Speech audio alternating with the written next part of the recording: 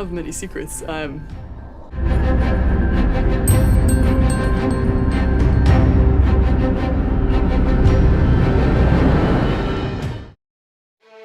Elizabeth homes California کی مشہور Stanford university کی طالبہ تھیں۔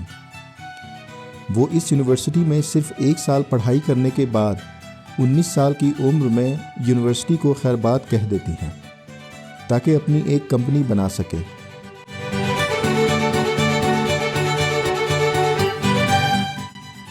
اس کے پاس ایک آئیڈیا تھا جسے سن کر ہر کوئی حیرت زدہ رہ جاتا تھا کہ کیا کمال کا آئیڈیا ہے۔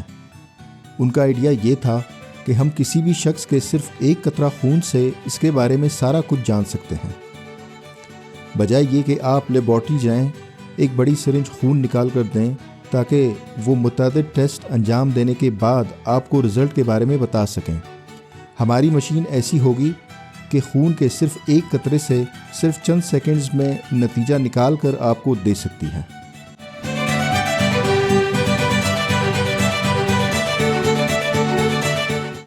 انہوں نے صرف 19 سال کی عمر میں اپنی ایک کمپنی بنائی اور اس کا نام رکھا تھیرانوس۔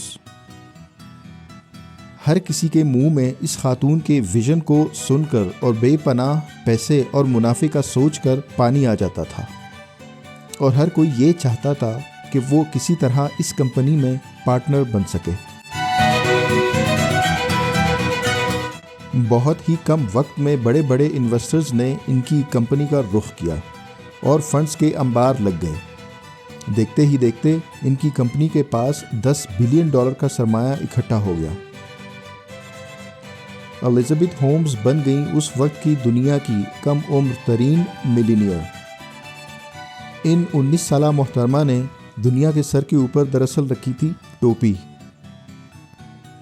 ٹوپی نہ صرف انویسٹر کے سر پر رکھی گئی تھی بلکہ وہ ڈاکٹرز اور ریسرچرز جو کہ اس پروجیکٹ پر اس کمپنی میں کام کر رہے تھے۔ 19 ایئرز اولڈ الزبتھ ہومز نے تھیرانوس کی شکل میں دنیا کی سب سے بڑی اسکیم کی بنیاد رکھی تھی۔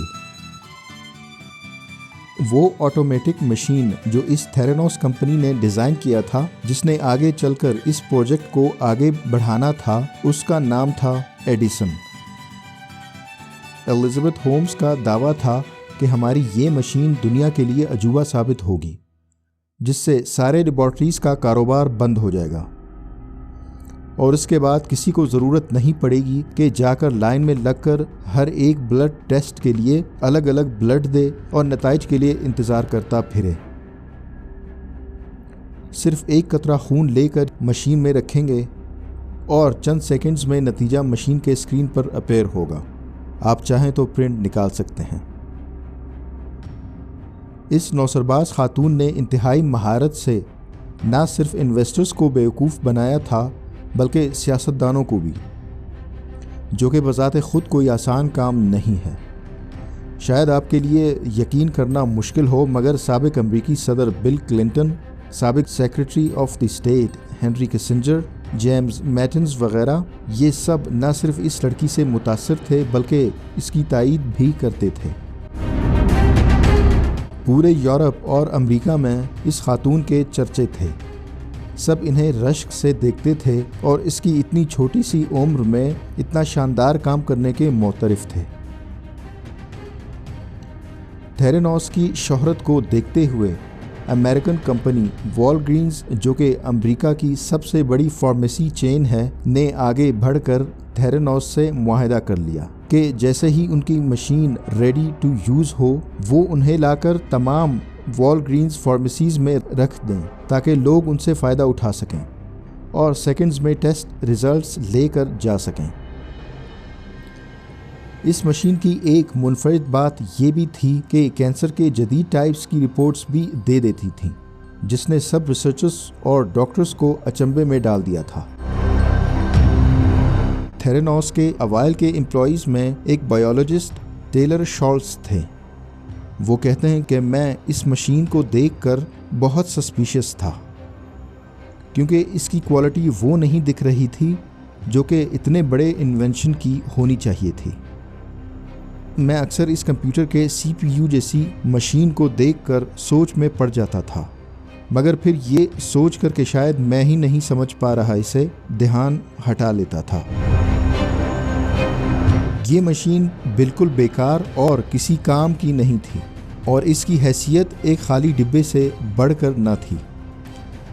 مگر الزبتھ انویسٹرز کو انتہائی مہارت اور کانفیڈنس سے یقین دلاتی تھیں کہ بس سب کچھ ریڈی ہے اور بہت قریب ہے کہ ہم دنیا کو اس نئی ایجاد سے ہلانے والے ہیں۔ وہ افراد جو اس کمپنی میں کام کرتے تھے، سب سے پہلے وہ اس پروجیکٹ اور الزبتھ کے بارے میں شکوک و شبہات کا شکار ہوئے۔ وہ یوں کہ جب بھی ٹیسٹ کے لیے بلڈ آتا، الزبتھ انہیں باقی امپلائیز کے سامنے نہیں بلکہ دوسرے روم میں لے جا کر ٹیسٹ کرتی تھیں۔ اس عمل نے وہاں پر کام کرنے والے لوگوں کے ذہنوں میں شبہات پیدا کر دیے تھے کہ آخر کیا وجہ ہے کہ آج تک ہمارے سامنے بلڈ ٹیسٹ کر کے رزلٹ نہیں نکالا گیا۔ وہ رزلٹس دراصل الزبتھ خود ہی چھاپ کر دے دیتی تھی۔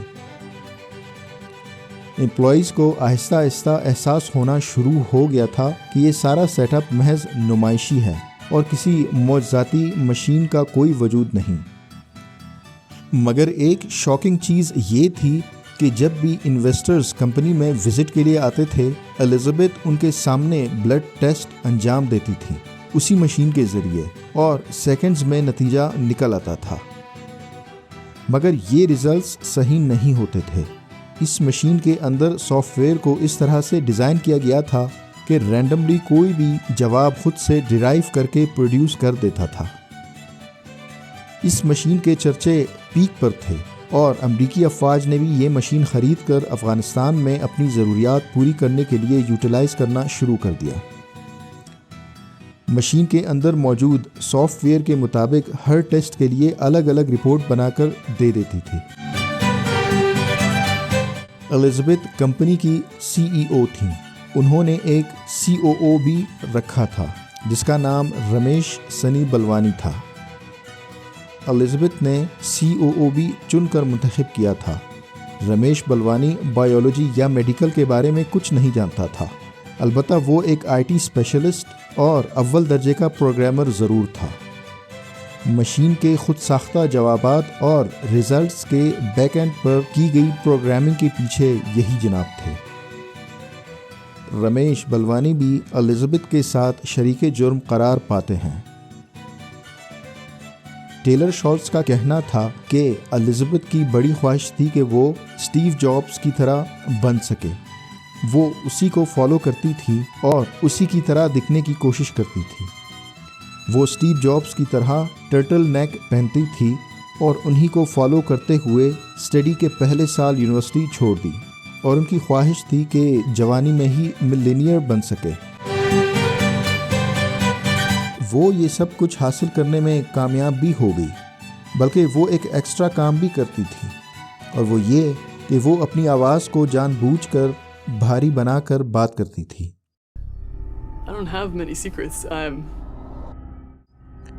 ان کا ماننا تھا کہ عورت کی بھاری آواز میں بات کرنے سے اسے زیادہ توجہ ملتی ہے۔ یہ اس کی سوچ تھی، اور اسی پر عمل کرتے ہوئے وہ ہمیشہ اپنی غیر حقیقی آواز میں بات کرتی تھی۔ 2014 میں ان کے بایولوجسٹ یعنی ٹیلر شالٹز کے ضبط کا پیمانہ جواب دے گیا۔ اس نے کمپنی کے تمام امپلائیز کو اپنی شناخت چھپا کر ایک مختصر سا پیغام بھیجا کہ ہمارے یہاں سارے ریزلٹس مینیپولیٹڈ ہیں۔ ان کے اس مختصر سے پیغام پر ہی انویسٹیگیٹو ایجنسیز متحرک ہوئیں اور تھیرانوس کے خلاف تحقیقات کا آغاز ہوا۔ ساتھ ہی ٹیلر شالٹز نے استعفیٰ دے کر تھیرانوس چھوڑ دیا۔ یہاں پر اس بات کا ذکر کرتا چلیں کہ ٹیلر شالٹز اسی جارج شالٹز کے پوتے ہیں جو امریکی صدر رونالڈ ریگن کے وزیر خارجہ تھے، اور انہی جارج شالٹز نے الزبتھ کے تھیرانوس کمپنی میں $700 ملین کی انویسٹمنٹ کر رکھی تھی۔ ٹیلر شالٹز نے بھی یہ جاب اپنے دادا کی انویسٹمنٹ کی وجہ سے ہی حاصل کی تھی۔ انویسٹیگیٹو ایجنسیز کمپنی کے اصل کام اور کھوج میں لگ گئے تاکہ اصل ماجرا معلوم کر سکیں۔ دوسری طرف ٹیلر شالٹز خوف میں زندگی بسر کر رہے تھے۔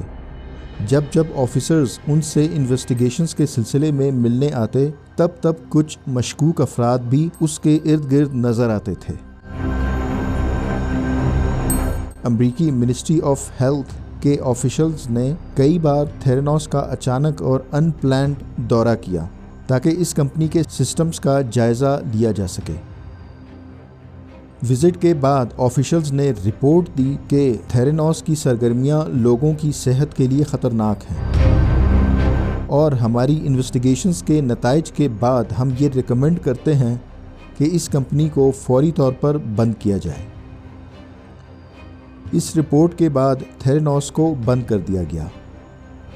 انتہائی قلیل مدت میں اس کمپنی کے شیئرز کی ویلیو 0 ہو گئی اور سرمایہ کاروں کے سارے پیسے ڈوب گئے۔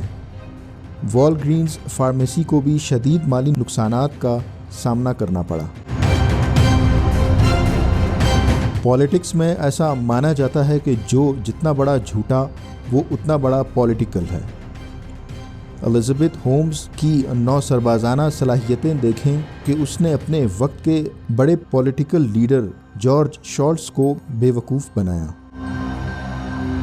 جارج شالٹز کے بہت سارے کارناموں میں سے ایک ہم نے اپنی اس ویڈیو میں مینشن کی ہے، آپ چاہیں تو لنک پر کلک کر کے دیکھ سکتے ہیں۔ یہ فراڈ تاریخ کے بڑے بڑے فراڈز میں سے ایک ہے۔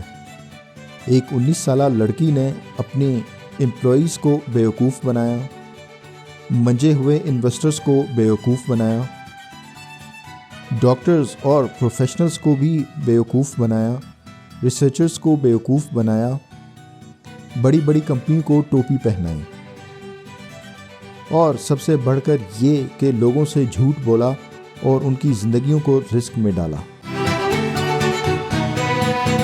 بالآخر الزبتھ ہومز اور رمیش بلوانی گرفتار ہوئے اور جیل بھیج دیے گئے۔ ابھی 1 ماہ پہلے ہی یعنی نومبر کے مہینے میں انہیں بالترتیب 11 اور 12 سال کی سزائیں سنائی گئیں، جبکہ تھیرانوس کے لیب ڈائریکٹر سنیل دھون بے قصور قرار پائے اور انہیں چھوڑ دیا گیا۔ اپنی پیک پر تھیرانوس کی $10 بلین کی ویلیویشن ہوئی تھی، مطلب اس کی $10 بلین کی ورتھ تھی، یعنی اس سال اس کی قیمت اوبر جیسی کمپنی سے بھی زیادہ تھی، مگر اب اس کی ویلیو 1 سینٹ کے برابر بھی نہیں، اور بے شمار لائبلٹیز اس کمپنی کے سر الگ سے۔ سائیکالوجسٹس الزبتھ کے بارے میں کہتے ہیں کہ یہ ایک قسم کی بیماری ہے، اور اس بیماری کا نام ہے پیتھولوجیکل لائنگ۔ جس کو یہ بیماری لاحق ہو وہ چاہتا ہے کہ اپنے سارے امور جھوٹ بول کر نمٹائے۔ ایسے لوگ اپنی ٹارگٹ تک پہنچنے کے لیے کسی بھی طرح کے جھوٹ سے دریغ نہیں کرتے، مگر جھوٹ بول کر یہ کبھی بھی اپنے ٹارگٹ کو اچیو نہیں کر پاتے، اور اگر اچیو کر بھی لیں تو ان کی یہ کامیابی دیر پا ثابت نہیں ہوتی۔